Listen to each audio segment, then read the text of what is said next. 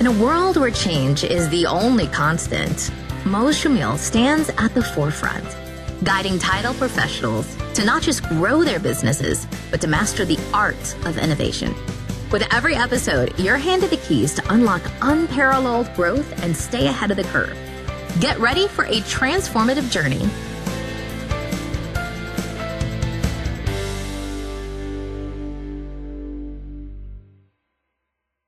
Hello, everyone, and welcome to the Title Agents Podcast. I am your host, Mo Shamil, CEO of Alltech National Title. Today, I have a pleasure of having Sabrina Bier from Proper Title in Chicago, where she serves as Director of Digital Media and Education. She helps create practical education for agents, attorneys, and other real estate professionals. Welcome to the show, Sabrina. Thanks, Mo. Thanks for having me. As we always start the show, would love to hear your story, where you grew up, how you get into this business, all that fun stuff by you that people don't know. Well, I think I'm no different than anyone else in title. I just kind of fell into it. You mean you did not go to school for title insurance? I did not. I went to school for mathematics, which is Wow. Okay. kind of weird. So I grew up in Houston, Texas, originally from New York, but my growing up years were in Houston. And then my alma mater is in Miami or South Florida, Florida Atlantic University. And then I graduated from college and as a first-generation college grad, and my parents had both moved to the Chicagoland area. And I was waiting tables and bartending in South Beach, and they were like, absolutely not. So I came up here, and it was the summer, and I fell in love with the city of Chicago, and I've been here ever since. I'm not going to tell you how many years, because then it's been at least 2 decades, okay? So I started working for a statistical software company, which is really interesting, Mo. They were doing like AI, what we know as AI now, way before it was ever defined. It was web mining, text mining, data mining. So it's really cool because now my world has made a complete circle because I've been doing a lot of AI stuff. But in 2005, I started dabbling in real estate. I got be a licensed realtor, and I started dabbling. The market was hot like fire. And I was doing it part-time, and I decided to quit my software job and go full-time as a realtor. And that was 2006, and I started building that business. And then 2007, the housing market crashed. Burned and crashed. And I was like, oh no, I'm in the middle of the ocean without a life preserver. Like, what do I do? And I started using that analytical side of me and started specializing in short sales and foreclosures. And I built a very successful real estate career as a real estate broker. I had a team. I was a top producer in the top 3% of Chicago real estate brokers from 2009 till 2013. And I had then some personal health issues. I had some health issues, and the stress of just kind of that realtor vibe, always on the go and always on, I think was getting to me. And I felt like I owed it to myself to have kind of like a Monday through Friday, 9 to 5. And then I got this job at Proper Title, and I have been there ever since. It's been 10 years now. And my health has been in remission. So there is something to that. Something to say about having weekends off. Yeah, something. I don't know if I really have them off because I feel like my mind keeps going, right? I think it's personality trait more than like what we do, but That's great. So what's one fun fact or surprising fact about Chicago real estate that most people don't know, like in the title industry? Yeah, so I think the biggest thing is that we use real estate attorneys in our transactions all the time. And that is very different than every other part of the nation. I think there's like 4 other areas. And it's only in Chicago and the surrounding suburbs in the Collier County. It's not even downstate Illinois. So it's definitely, from a title insurance perspective, it's definitely an extra step that a lot of other title agents and title companies in different parts of the nation don't understand. It's definitely very unique, where actually the attorneys direct transactions to the title companies versus a realtor. That's right. Yeah. And so we also have Proper Title also has offices in Northwest Indiana, which we like to call like a suburb of Chicago, but they function like a lot of the rest of the nation where the real estate broker orders title. So your role is focused on digital media and education. What's your day like day to day? Oh my gosh, every day is completely different. So my main job is really to kind of be the liaison in between the real estate brokers and then title and real estate attorneys. So we kind of clump all of this together and to kind of build opportunities for real estate brokers to, in the Chicagoland area, to build relationships with attorneys, and in the Northwest Indiana area to build a relationship with our title company. And so I truly strongly believe and always have believed that education is a huge component of that. And so a lot of what I do is build up educational programs for whether it be for our staff or for attorney-led broker trainings or proper title-led broker trainings or proper title-led attorney continuing education. So I spend all day thinking about ways to do that in person or digitally, including strategy for social media, strategy for just any kind of digital media in general. So what knowledge gaps do you see most often in newer real estate agents when it comes to title and closings? You know, it's interesting, and I am not embarrassed to say, although I should. I mean, I was, like I told you, a top producing realtor, and I had no idea what title insurance was. And I mean, that's crazy, right? But that's what I'm trying to change. I think a lot of real estate brokers don't really understand what title insurance does, why you need it, why it's so important, and what happens on the back end. Like, I knew the escrow side, right? I knew the closing table side. I knew where I picked up my check, but I didn't really understand all the types of liens and judgments, et cetera, that come along with purchasing a property that need to be cleared. I didn't understand that, and I think a lot of brokers don't. So I feel like it's my part to really try to make sure that they understand that.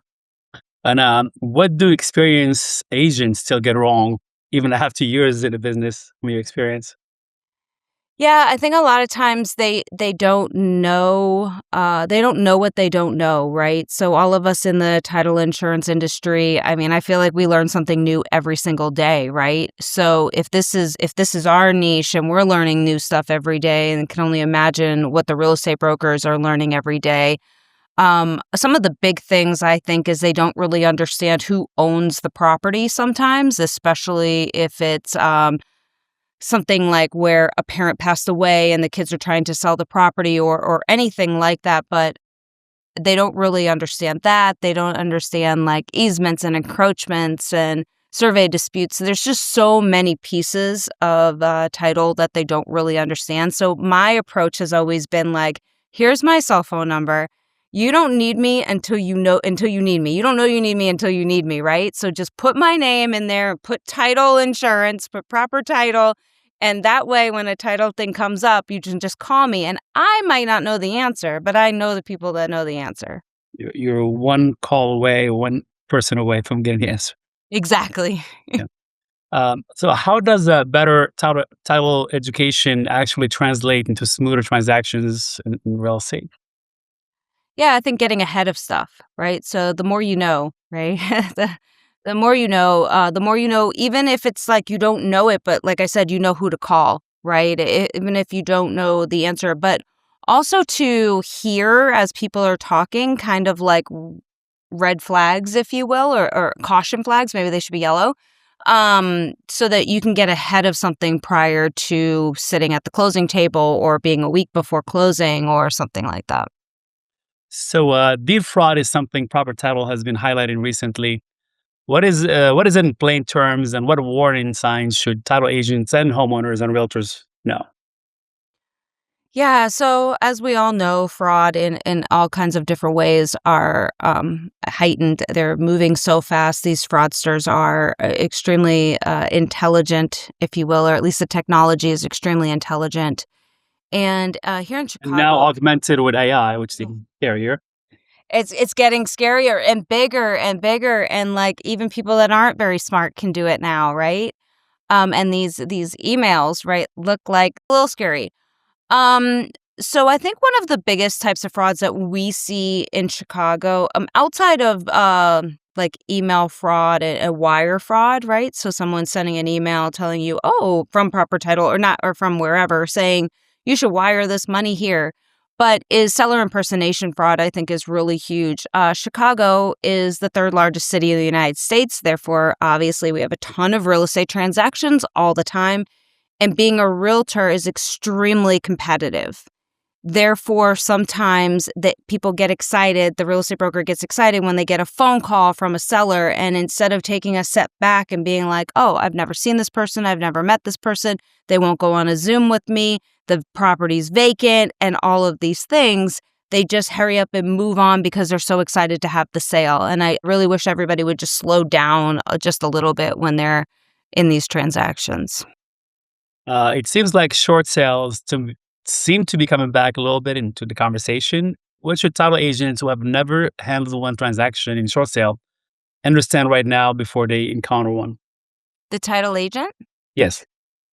Well, we And have the realtor, both.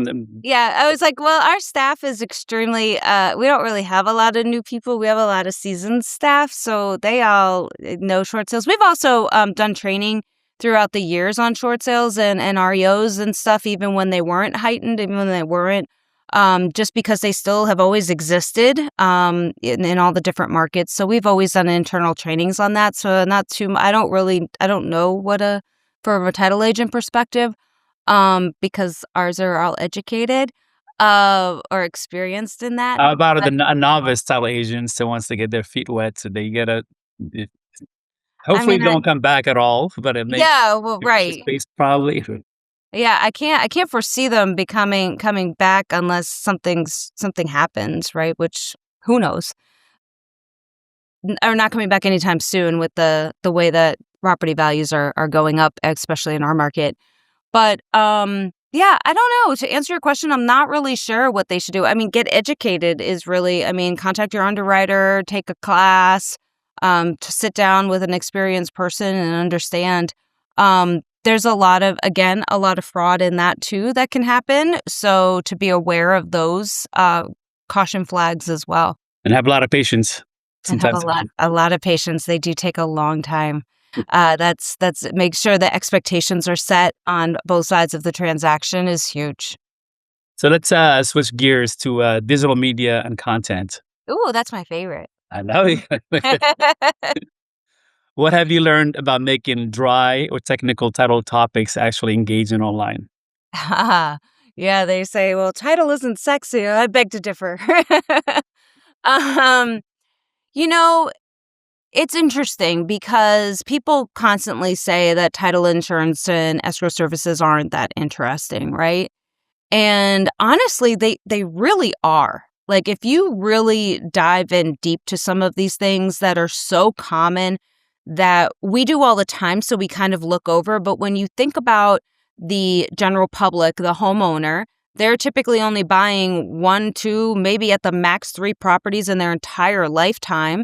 And there's usually these big gaps in between, right? So they're not going to remember a lot of these terms that we see and say all the time.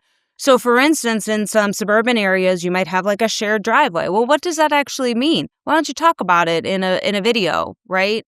Or a tree encroachment, right? Or something like, there's so many user case scenarios. And the best way to get those things is to talk to your title examiners, your underwriters, your closers, and actually be like, hey, what are some things that have come up on this property in the past, month or the past week, or ask them to write them down as they come up so that you can create a story. Because the biggest part of digital media and the biggest part of capturing people's attention is storytelling.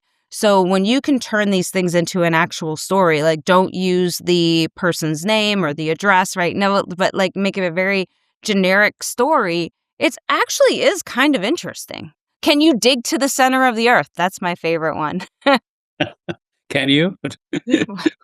You have to listen to my story. Well, I can't wait to check it out. What should a title agent or real estate professional listening right now do in the next 30 days if they want to become a stronger educator in their own market? Be consistent. Keep doing it. Block out the time on your calendar and get it done. Like make it something that you do every day or every Tuesday or every, whatever. But a lot of times, a lot of title agents, like I'm blessed in the way that this is what I do all day, every day. So this is where my mind stays all day. But a lot of title agencies that are smaller, they're wearing multiple different hats, right? So when you think about digital media or marketing or PR or anything like that, it a lot of times falls down to the bottom of the to-do list because they don't feel like it's directly revenue generating. And of course, it is directly revenue generating, but they don't see the immediate result. The only way you're going to see results in that is if you actually do it consistently.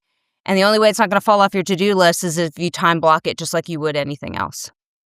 I'm a big believer in automation, especially like AI kind of augments and literally just exponentially the automation piece. What's some ideas for title agents to automate or time blockings plus automation to kind of Yeah. create this kind of a well-run all machine with content and elevate their brand while they're doing their main closings or title searches or title examination, all the fun stuff that happens in the transaction? Yeah, so I'm going to try not to go too high level on this, and I'm going to go real basic. And I'm going to say one of the easiest, quickest ways to do this is whether, still, even though a lot of us have moved over to Claude because it's way more powerful of a large language model, a lot of people are still using ChatGPT. So either one, it doesn't really matter. But to set up a task, a scheduled task. So every single morning, now I have Claude, but I have ChatGPT it sends me an email with the subject matter. It sends me an email that I can put as a LinkedIn post, as an Instagram reel script, as a Facebook post, and it gives me it all. I just read through it, I edit it to whatever I want to be, and then I post it. You can have it create images for you. We can go in deep to the automation. Well, you can go in deep to the automation, that's for sure. Well, um, that's why we're building, as you and I spoke before, building Title GPT. That AI is literally for that the education piece on AI, and literally kind of the goal for it to empower title agents to have almost set it and forget it kind of thing. He set up an hour kind of a discovery call. Now after that, I set up the tone for like a 3, 4, 5 month sequence of content. It's a lot. I mean, you wearing a lot of hats for especially small title agencies to kind of trying to do closing, sell, do accounting, do escrow reconciliation. There's so many things. They're all kind of pulling in each direction. We want to kind of take that pain away, at least with the marketing piece and brand building, and that's the goal for it. Yeah, and I think that it's wonderful, right? Like you said, especially for people that are wearing multiple hats. I mean, the automation is key. I mean, that cuts down hours worth of work, right? That can just be done while they're sleeping. They wake up in the morning and they know exactly what their content's going to be, and get it done. But I will say the number one content that gets the most engagement is where you have, I like to call them like micro influencers within your company, and you get them on a video and you show a personality, whether that's your escrow officers or your front desk person or your account executive or your CEO, whatever it is, right? So utilize something that's automated like you're talking about, but don't forget to still put in that human. We are in a relationship business, and still put that human component in there, because as much as some of us are into AI and we're loving it, there's a lot of people that haven't even touched it yet, and they still want that old-fashioned handshake. So I just want to employ people to still time block, whether it's like once a week or once every 2 weeks, to just like take some pictures of, your team in your office and post it on social media, or put in your e-blast, or put on your website or whatever. And then utilize all this automation that happens where you don't have to think about it, and at least you're staying consistent, right? So that helps with that consistency. The consistency is definitely the key. It was most people see these influencers like, oh, they have whatever million of followers, they're making tens of millions of dollars a year. But you don't understand that overnight success took 10 years, 15 years. Like Mr. Beast was like the number one media influencer like in the Yeah. world. But he started when he was 12, 13, like 12, 13 years before he became an overnight success. Yeah. And I will say, like, stop trying to go viral. You don't need 10 million followers, right? Those people are selling to large audiences of people. We are super hyper local niche. A lot of title companies, most title companies are brick and mortar, and they service a particular area. So if you're trying to get who cares? If you have 2,000 followers on a platform, that is 2,000 people that could potentially refer you business. And most of them are probably hyper local. You can look at your analytics and find out. But those are your people. And to spend more time thinking about how to transition those people into actual deals versus how to get more followers, because you're not even nursing the people that you have already, instead of going out and grabbing them. And that's why I love like the automation thing, because it's keeping you front of mind to the people that you're already connected to. That's awesome. That's people mistake the followers for sometimes it's just vanity. Like these, like if you want to feel good with a lot of followers, great. But if you want to get business out of it, it's two different strategies. Yeah, for sure. I agree. I mean, sometimes I fall into that too. I'm like, oh, only 22 people liked my post. 22 people is way more people than it would take for me to make 22 phone calls. Yeah. Can we shift gears more to Chicago again? And as you're a Chicago specialist, what do agents and attorneys most often misunderstand each other during a transaction, and what fixes it? And this is kind of specific to Chicago, and our audience is national, so they kind of different ways and different nuances. How can title companies and attorneys play nice, kind of help each other? Yeah, so the title company attorney relationship is really interesting. There are a lot of people that are super loyal because they know exactly who to call when they need something done, right? They have everybody's phone numbers, email addresses, a lot of times all of our cell phone numbers. And it's that just kind of one-on-one relationship when they need to get stuff done fast. They know that they can just make a quick phone call or send a quick text message. Then there's a lot of attorneys that deal with multiple different title companies. There's also a lot of affiliated title companies that are affiliated with brokerages, and then you have the attorney in there as well. So very unique to Chicago is if you're working with one realtor at a specific company, they want you to work with this specific title insurance agent. And if you're working with another broker at another company, they want you to work with this other title agent. And so that almost becomes a little harder for the attorney, because they have to call if they're high volume, they have to contact multiple different title companies versus just working with one. And so that sometimes make it a little bit different, because although the seller directs title technically, really the attorney is directing title. Unless it's an affiliated broker, then the broker directs title. So that makes it a little bit harder in Chicago versus like a lot of the rest of the nation. The way that we build relationships is a little bit more complicated. Absolutely. What's one Chicago specific issue you actually enjoy teaching? I like teaching about the different types of properties. So we actually have a decent amount of co-ops in Chicago, which a lot of people are scared of or don't understand. So I find it enjoyable to teach about that difference between condos and co-ops. Can also, you, if you don't mind, Sure. can you explain what a co-op for those that may not have heard of the term or they may not understand it? Yeah, sure. So a condominium, or you have a high rise, let's just say, or however big the building is, and you have a condo, and that condo is a percentage of ownership in the building, and then you have HOA or condominium association fees that handle the overall stuff, the common lights or the elevator or the roof or the facade. But you own that percentage, and you have that percentage of ownership of the building. In a co-op, you are part of this entity. You don't actually own the unit. You are part of the business of the building. And your HOA fees, for instance, have the taxes included. You don't have your own PIN. Like in a condominium, I have my own PIN that I pay taxes on, like I'm the owner of. In a co-op, you don't have that. So the ownership is different, where you're just part of this entity versus being a owner of this lot, this It's like owning a share in a corporation. That's correct. Yeah. Share. Yep, that's a really good way to put it. Thank you for that explanation, and I'm pretty confident some people never heard of the term, may not have closed any of them. So I didn't even think about that. I guess that's true. So I know you and I met through ALTA, American Land Title Association, and Yeah. you're very involved in different committees and speaking engagements. Can you talk about your involvements with ALTA and all the wonderful things you're doing? Yeah. So when I came over to the title insurance side of the business, as I mentioned, as a top producing realtor, I knew nothing about title insurance, and I had to learn quickly. And my first thing at Proper Title was to sit down and from the time a deal came in and sit with all the people that touched that file. And I learned so much. And I recommend anyone that's new or has someone new joining the industry to do that, because it's amazing to see the different pieces, because most of us just see a closing table.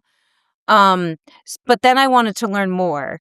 And I joined our Illinois Land Title Association along with the American Land Title Association and started to get really involved in understanding that, one, that title insurance is different everywhere. I mean, not the concept, but like how we run as companies. Customs and different. Yeah.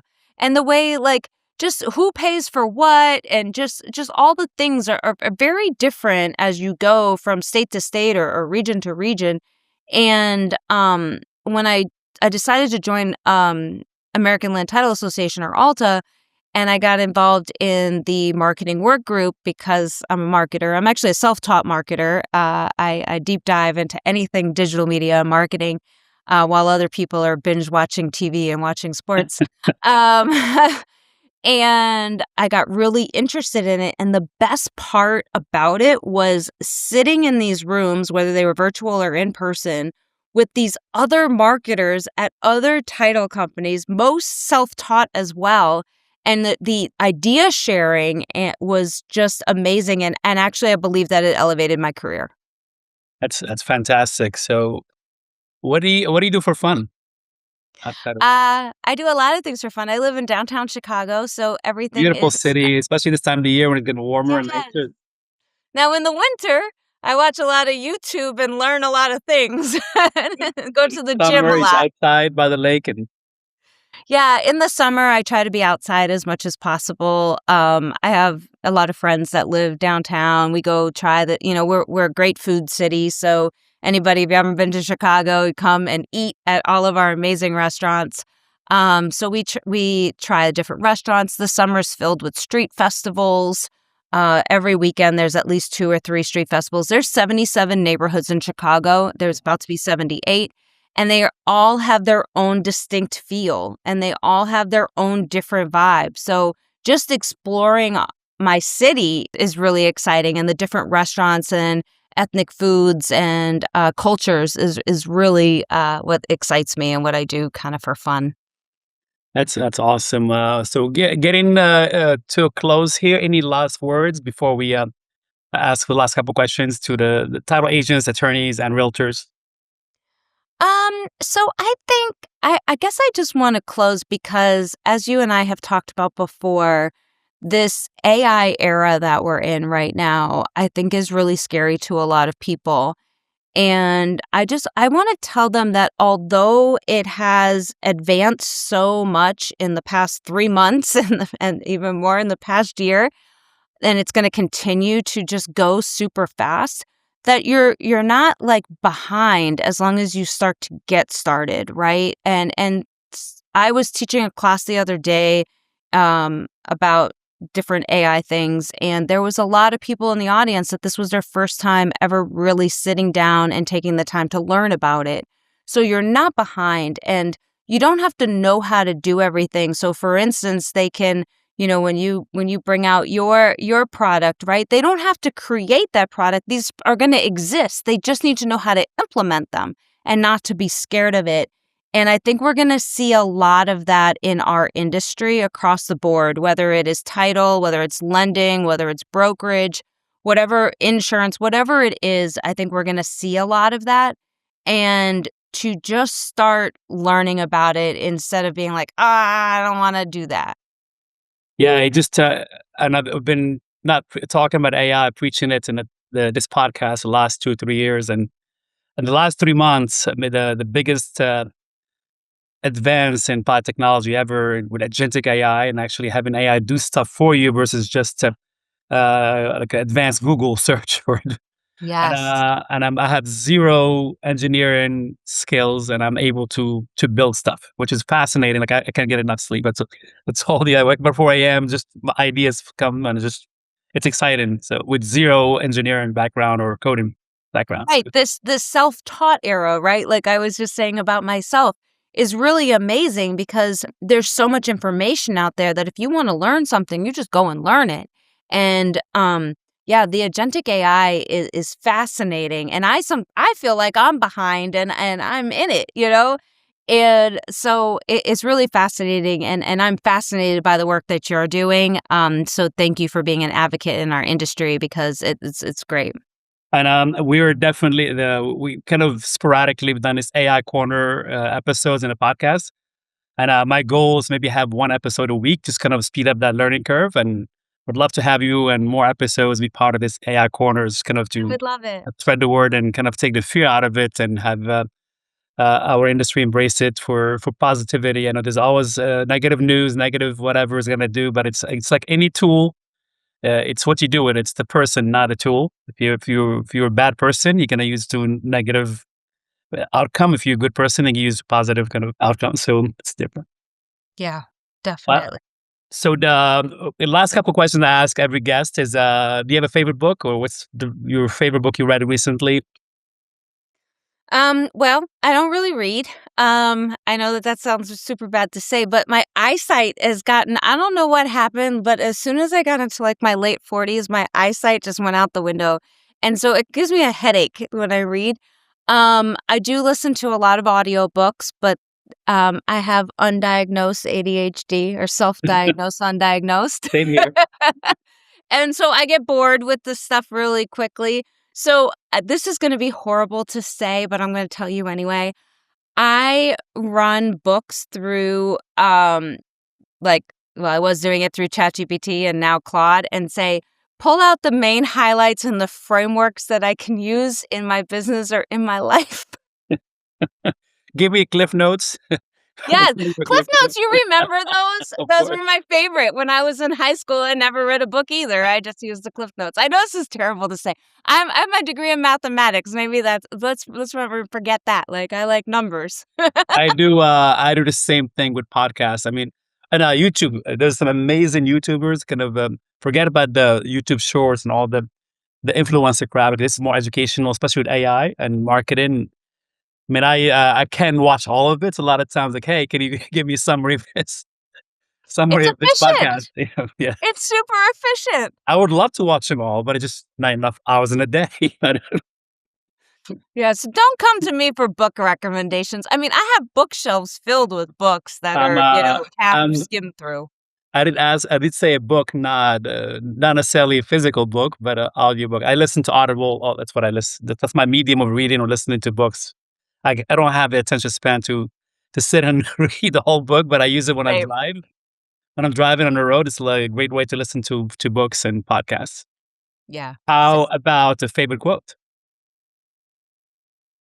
Uh, I should have thought about this. I should have read your notes before I If you jumped don't have on. one, it's okay. Oh, I have a lot of quotes. I have them all over my message board. Lately, for the first time in my life, I've been not reading, listening to the Bible. So I have a lot of like religious quotes and Bible quotes. Whatever flows Yeah. with it. Well, whether it's religion or not, it's all this like that we're part of something bigger, and like our, even like the way we think, like our mind attracts, like this law of attraction, right? If we think Yeah. about bad things, I think the quote something is like, if you think about good things are going to happen. If you think about bad things, those are going to be maximized. So that's kind of this world that I'm living in currently.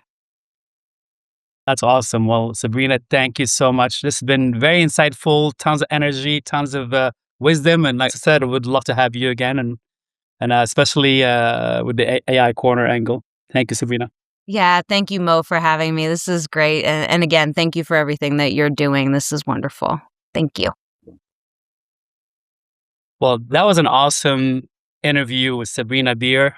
Tons of energy, tons of wisdom and insights when it comes to branding, digital marketing, education. I hope you get a lot of points out of it. And if you enjoy this podcast, please make sure to subscribe. And most importantly, please give us a 5-star review. Thank you so much. Until next episode, see you soon. In a world where change is the only constant, Mo Shamil stands at the forefront, guiding title professionals to not just grow their businesses, but to master the art of innovation. With every episode, you're handed the keys to unlock unparalleled growth and stay ahead of the curve. Get ready for a transformative journey